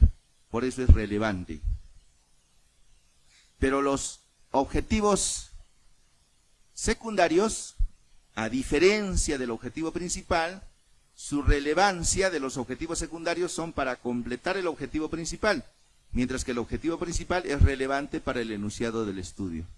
¿Por qué les planteo esto? Porque la especificidad es una palabra técnica en investigación. El trabajo de investigación es específico en cuanto a su propósito. Y de esta especificidad se deriva el objetivo principal. Por lo tanto, yo no podría utilizar esta nomenclatura.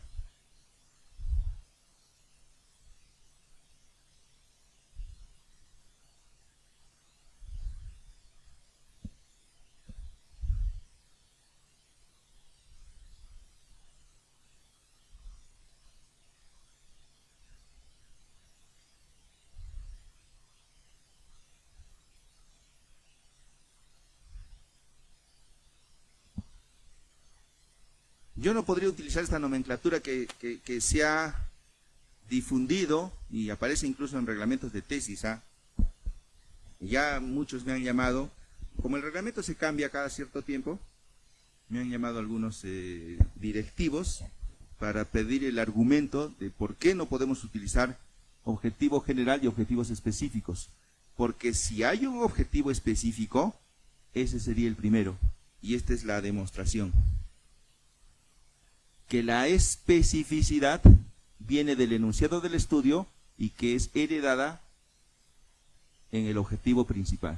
Entonces, si hay un objetivo principal, sería este. ¿Y los otros objetivos cómo se llamarían? Bueno, le podrías llamar operacionales. Crea una confusión que también es innecesaria. Entonces, es mejor utilizar objetivo principal y objetivos secundarios. Esa es una nomenclatura más adecuada. Entonces, le vamos a pedir eso. Utiliza la nomenclatura de objetivo principal y objetivos secundarios.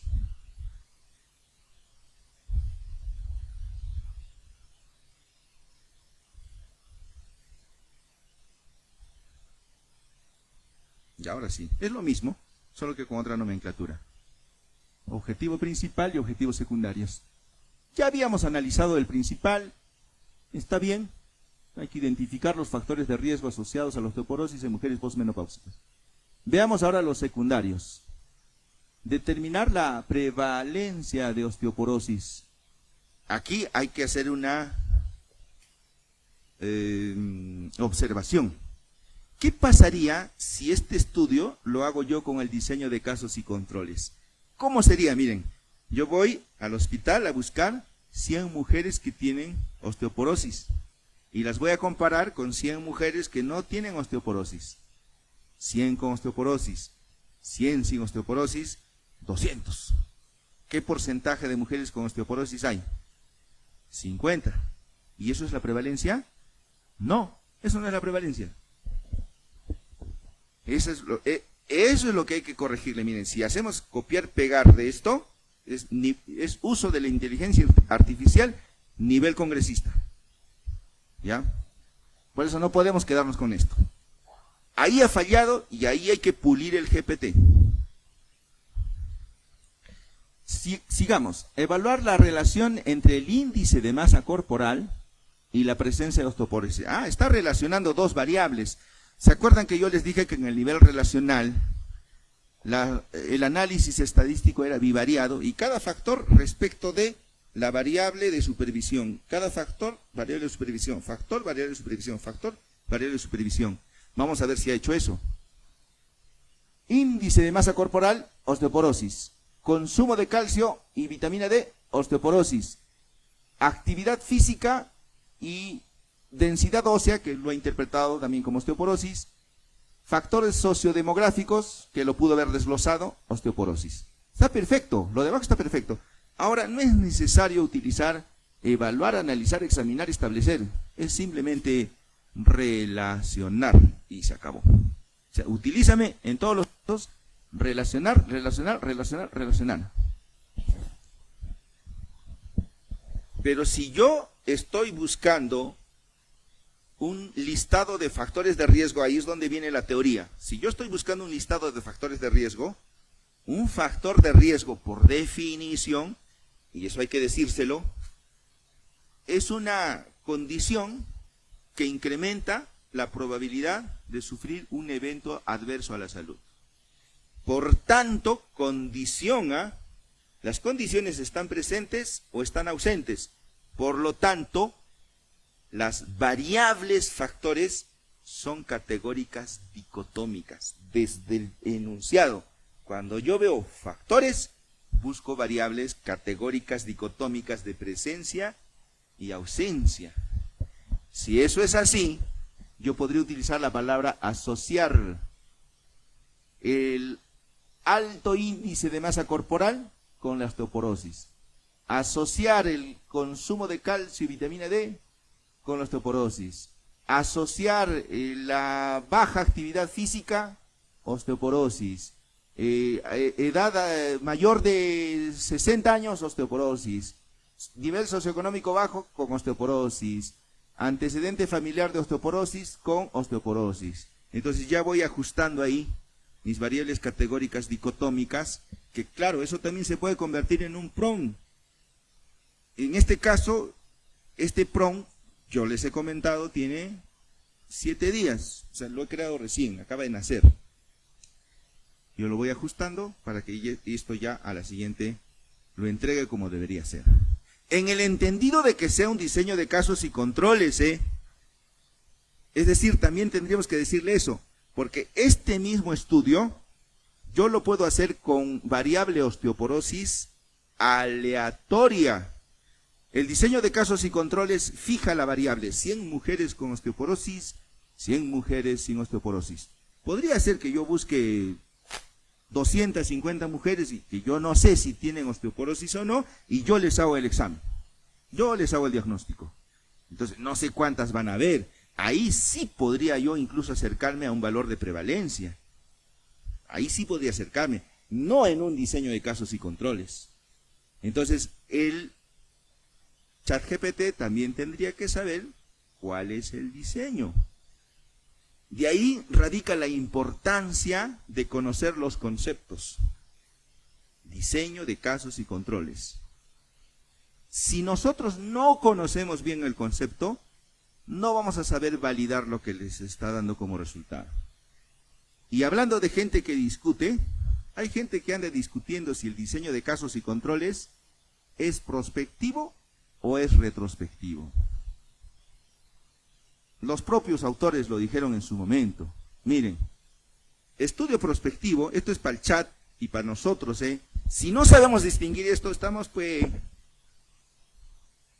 estamos en cero. Estudio prospectivo es aquel que planea sus mediciones. Y entonces podemos controlar los sesgos de medición. Se le llama dato primario a aquellos que se obtienen a través de las mediciones propias del investigador. Estudio retrospectivo son los datos, son los estudios que se hacen con datos previamente medidos. Tú no has participado ahí. La historia clínica del año pasado son datos secundarios. Entonces, si hablamos de el diseño de casos y controles para aplicarlo a mi estudio de osteoporosis y sus factores de riesgo, miren lo que les dije, me voy al hospital, me consigo 100 mujeres con osteoporosis, 100 mujeres sin osteoporosis. Pregunta, ¿quién hizo el diagnóstico de osteoporosis? El médico tratante, pues no yo, que soy el investigador. Ese dato ya fue medido. Para mí es un dato secundario. Por tanto, es un estudio retrospectivo. Y la clasificación de los estudios en prospectivo y retrospectivo se hace a partir de la variable de estudio derivada de la línea de investigación. De ahí se hace la clasificación. Esas reglas claras, inequívocas, universales, absolutas, reglas, las tiene que saber la inteligencia artificial. Si no, no te va a ayudar. Por eso yo digo que cuando el profesor no tiene claros los conceptos, lo está torturando al alumno, porque quiere que haga un razonamiento heurístico a partir de reglas que no son claras. ¿No? Si no la tenemos clara, ¿qué le podemos pedir al alumno?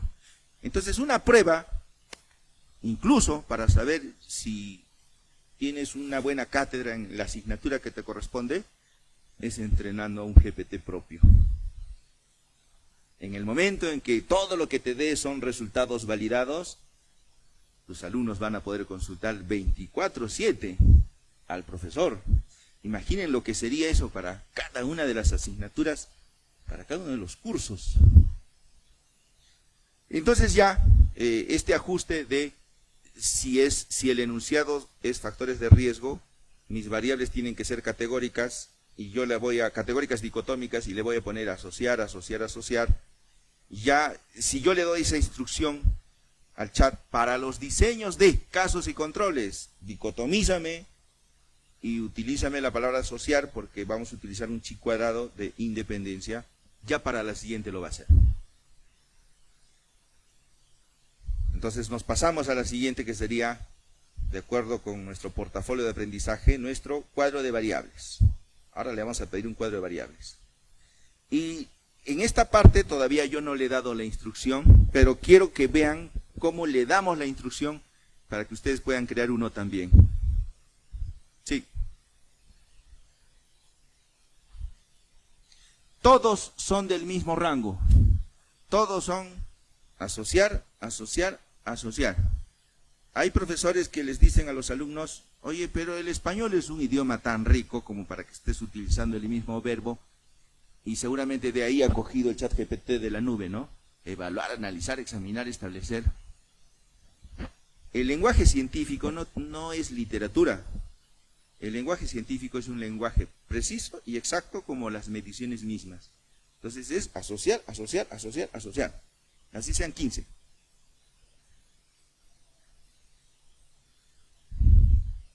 Sí, hay colegas que dicen eso y están equivocados, déjenme decirles. Porque el procedimiento estadístico para factor de riesgo, condición que incrementa la probabilidad de sufrir un evento adverso a la salud, es variable categórica dicotómica versus mi osteoporosis, que es sí osteoporosis, no osteoporosis, 2 por 2, tabla de contingencia tetranucleada de 4 núcleos, de 2 por 2, claramente es una asociación en estadística. Entonces, el término técnico en estadística es asociar para toditos, porque todas esas variables tienen la misma jerarquía. Es un conjunto de factores respecto de una variable de supervisión.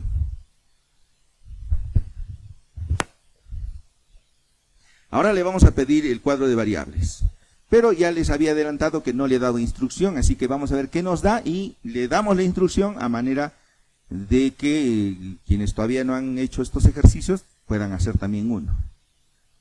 A partir del enunciado anterior, del enunciado y objetivos anteriores,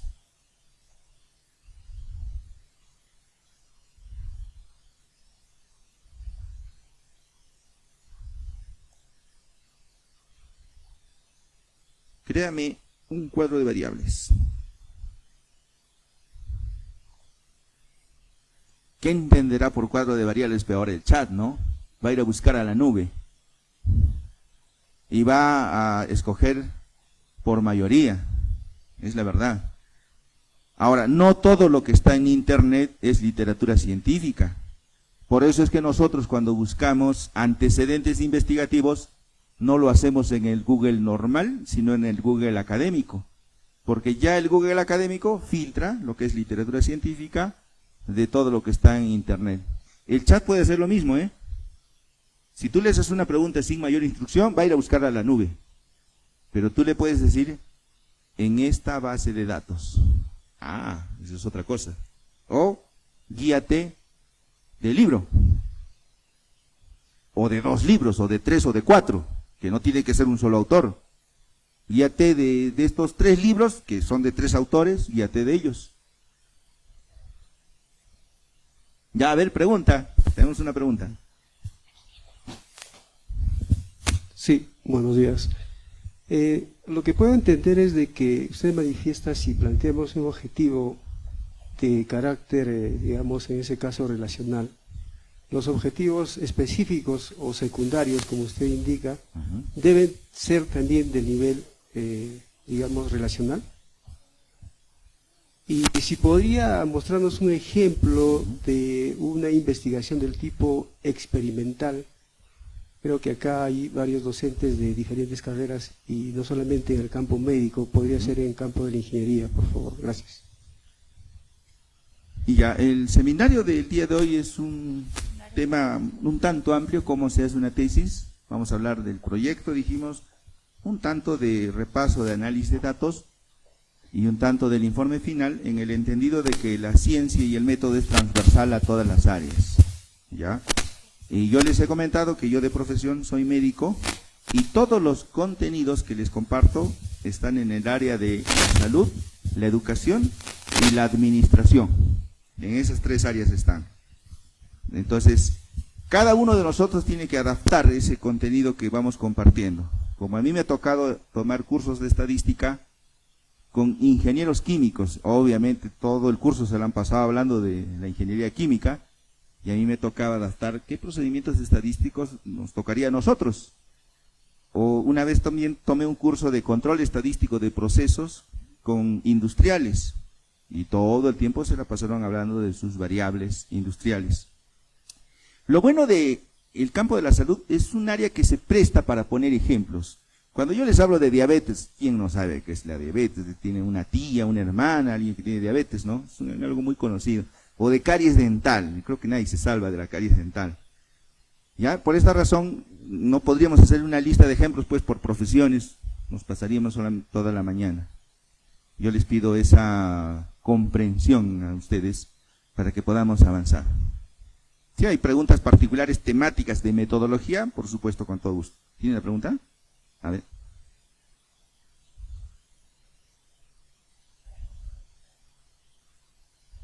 Sí.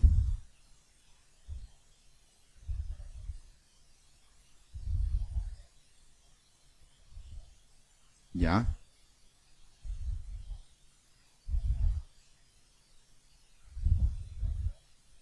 Ya. Buena pregunta. Ya. Primero, quiero explicarles tres conceptos rápidos. Uno, el tema de prospectivo y retrospectivo fue difundido un tanto por John C. Baylor III para los estudios explicativos. Entonces, él decía esto, miren, un estudio prospectivo es el que va de la causa al efecto, ¿ya? Como cortes.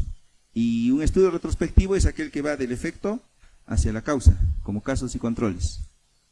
Pero esa clasificación no es amplia, holística ni universal, porque no todos los estudios son explicativos y los conceptos con el tiempo cambian. Esto es algo que a muchos no les cuadra en la cabeza. Los conceptos con el tiempo cambian. Hasta el año 2006 en nuestro sistema solar teníamos 9 planetas, ahora tenemos 8. ¿Qué ha pasado? ¿Dónde se ha desaparecido el 9º? Los aliens se lo han robado. Resulta que el concepto de planeta ha cambiado y se hace ciencia, ¿no? Con la astronomía, no con la astrología, se hace ciencia. Entonces los conceptos cambian. Ese concepto de prospectivo y retrospectivo tiene que ser amplio y holístico. Por esta razón ahora decimos prospectivo, datos primarios, y retrospectivo, datos secundarios. Y llega a cubrir el concepto de John C. Baylor III para los estudios explicativos, lo llega a cubrir, no lo contradice. Ahora, ¿qué pasaría con un estudio? Nos comparte la colega, dice, ya, si bien yo, cáncer de pulmón, si bien yo busco 100 personas con cáncer de pulmón, 100 personas sin cáncer de pulmón, como yo no hice el diagnóstico de cáncer de pulmón, ese estudio es retrospectivo. Ah, pero es que el hábito de fumar recién lo voy a preguntar, ¿no? Recién voy a indagar por el hábito de fumar, entonces, ¿qué sería? ¿Sería prospectivo o sería retrospectivo? La clasificación de los estudios es por la variable de estudio, ¿ya? Entonces, la variable de estudio ahí es el cáncer de pulmón. El hábito de fumar no es la variable de estudio. Entonces, la clasificación lo hacemos solo con la variable de estudio, para que sea universal, para que sea holístico, o sea, perfeccionar el concepto, como lo hizo esta unión astronómica que perfeccionó el concepto de planeta. El planeta Plutón lo descubrieron en 1930, entonces incluso dicen algunos que le pusieron el nombre porque a los niños les gustaba Pluto, dicen algunas teorías. Entonces era un planeta chiquitito, ahora tenemos 9 planetas, y resulta que entrando en este siglo, habían 3 más que tenían esas características. Entonces, si le sumamos 3 más a los 9 que tenemos, ya van 12, y no sabemos si va a aparecer otro más. Era una complicación. Las cosas eran así claras. Cuando sí, cuando no, mejor cambiemos el concepto de planeta. Lo cambiaron los expertos, los comités internacionales, ¿no?, a los que les corresponde, cambiaron el concepto de planeta y dijeron, uno tiene que girar alrededor del Sol. La Luna que no gira alrededor del Sol, sino alrededor de la Tierra, no cumple el requisito. 2, tiene que tener forma más o menos esférica. Perfecto. Y 3, tiene que haber limpiado su órbita, y Plutón no había limpiado su órbita. Antes, la clasificación era por tamaños. La Luna es más grande que Plutón. Entonces la Luna también tendría que ser un planeta, ¿no? No había un concepto claro, estricto, definido. perfeccionaron el concepto y sí, los conceptos cambian en ciencia. La ciencia tiene como función, o una de las funciones de la ciencia es corregirse a sí misma.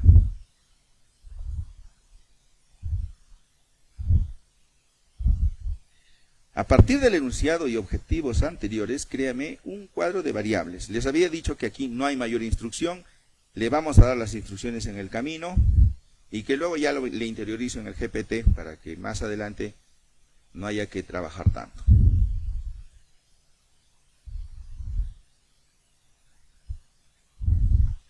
Cuadro de variables. Ustedes saben que en programación también existe el concepto de variables, ¿no? Miren.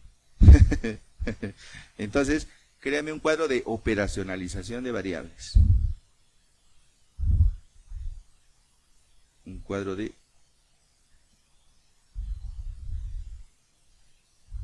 En este caso estoy editando la instrucción, no estoy creando una nueva, porque no vaya a ser que esta mala respuesta la utilice como un antecedente.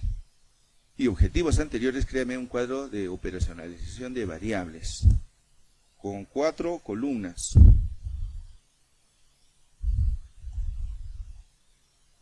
A decir, variables, indicadores, valores finales de medición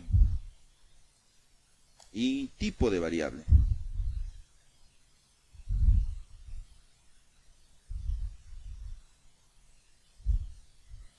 Estamos fortaleciendo la instrucción. Esa instrucción que nos llega a dar un resultado ya satisfactorio, validado por nosotros, ya lo ponemos como orden general ya a nuestro GPT para la siguiente.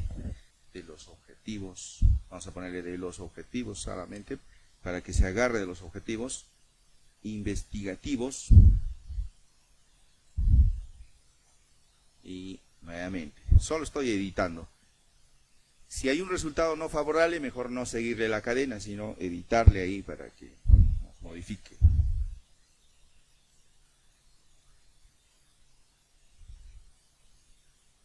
Ahí está. Bueno, hizo su programación, pero lo que nos interesa a nosotros es este cuadro de aquí.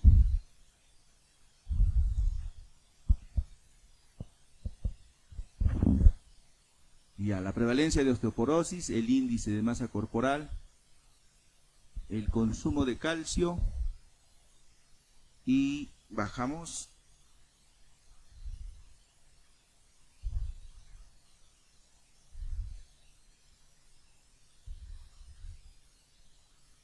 la actividad física, los factores sociodemográficos y en indicadores. ¿Qué es un indicador? Vamos a revisar, vamos a repasar lo que es un indicador. Eso quizás es el concepto más crítico para poder darle una instrucción. Si la instrucción que le damos no está clara, no nos va a dar un resultado satisfactorio.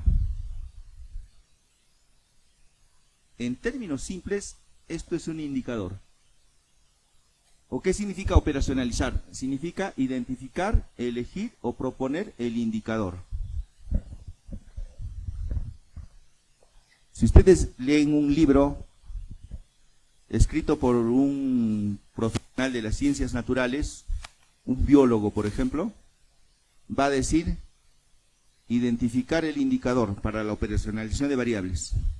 Si ustedes leen un libro escrito por un sociólogo, va a decir elegir o proponer el indicador. Y entonces uno dice, pero por fin, ¿cuál de los dos tiene la razón? Los dos tienen la razón. Si es que nosotros identificamos a nuestras variables. ¿Para qué operacionalizamos variables? Para obtener mediciones replicables. Cuando nosotros nos subimos a una balanza una y otra vez, el resultado tiene que ser el mismo. Y lo mismo tendría que aplicarse a toda medición. O sea, si tú vas al médico y te ponen un diagnóstico de que sufres depresión, cuando vayas donde otro también te tendría que decir lo mismo. Porque la medición tiene que ser replicable. Eso es lo que buscamos obtener. Si no es replicable, no es ciencia.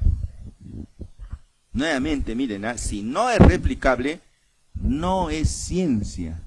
Hay gente que dice, Nos vamos al sur de Lima y ahí vamos a observar los ovnis. Ah, qué interesante. Dime cuáles son los pasos para que yo también pueda ver lo mismo, para que sea replicable, porque si no es replicable, no es ciencia. Estas mediciones le brindan objetividad al análisis estadístico y consiguen consistencia de repetir el estudio en una y otra ocasión sobre la misma población, pero con diferente muestra. Ejemplo, la población de toda la región Junín es muy grande para hacer un estudio de prevalencia de diabetes. Con que cada medición te cueste $1, sale un montón de plata. Entonces, lo que corresponde es tomar una muestra. 400 personas para un nivel de significancia del 95%. Tú tomas una muestra de 400 personas y resulta que de 400, 40 tienen diabetes. Yo voy a estudiar a la misma población, pero no necesariamente a los mismos individuos, una muestra distinta, también aleatoria. Y ya no me sale exactamente 40, me sale 39. Es posible que eso ocurra. O me puede salir 41. O cada uno de nosotros hace el mismo estudio y va a salir a veces 40, a veces 39, a veces 41. Por ahí a alguien le saldrá hasta 43, de repente a alguien 37. Pero a la mayoría les va a salir 40, 39, 41. Se están distribuyendo alrededor de la media. Son resultados consistentes. Todos estamos haciendo la misma medición. Pero de pronto alguien no vino a clases ese día y no aprendió a hacer las mediciones de la diabetes, y en lugar de utilizar la glucosa en ayunas, se compró esas tiras reactivas que venden en la farmacia. Y no encontró 40 de 400, sino encontró 80 de 400. 20% de prevalencia de diabetes obtuvo. Ah, algo está pasando ahí. Ese resultado no es consistente, está fallando en la medición, porque para que la medición sea replicable, hay que operacionalizar la variable encontrando su indicador.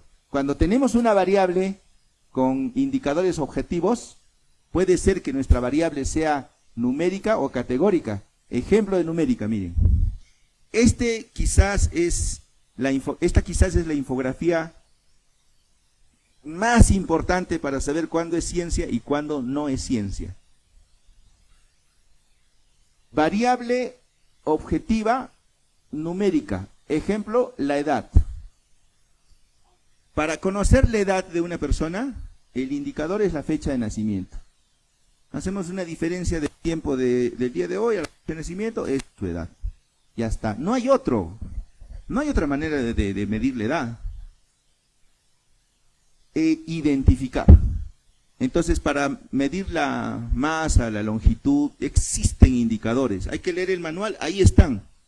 Pero, ¿qué pasaría si mi variable es objetiva pero categórica? O sea, una cualidad, como por ejemplo el sexo. Ah, ahí hay varios indicadores, ¿eh? Cuando atendemos el niño cuando nace, miramos los genitales, los caracteres sexuales primarios.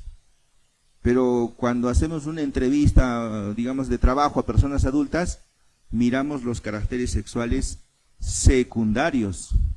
Entonces, hay varios indicadores para lo mismo. Incluso, si ustedes descubren momias preincas, ¿cómo sabes si es varón o mujer si solamente te quedan huesos?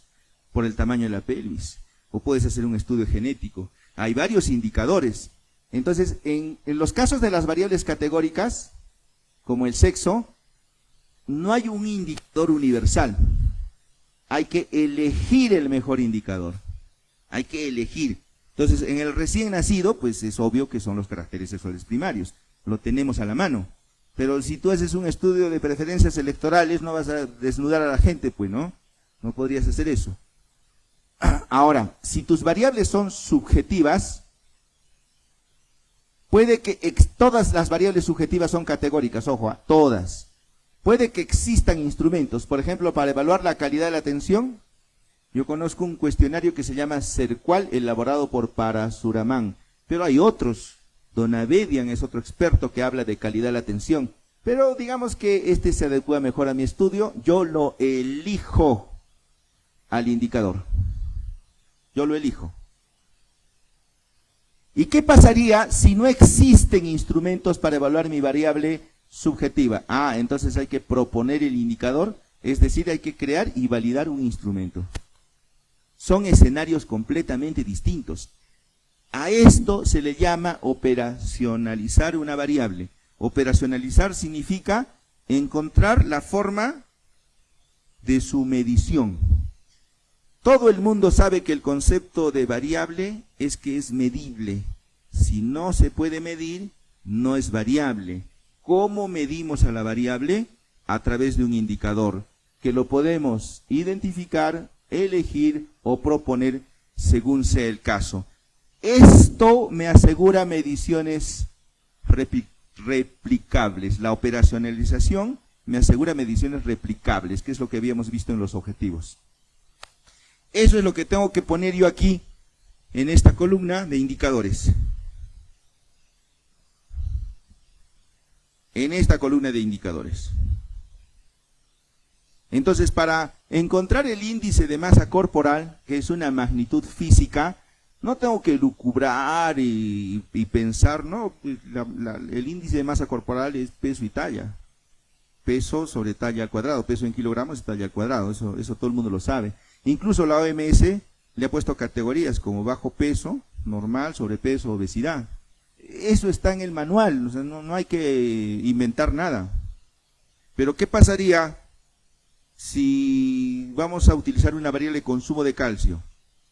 Entonces hay que proponer el indicador.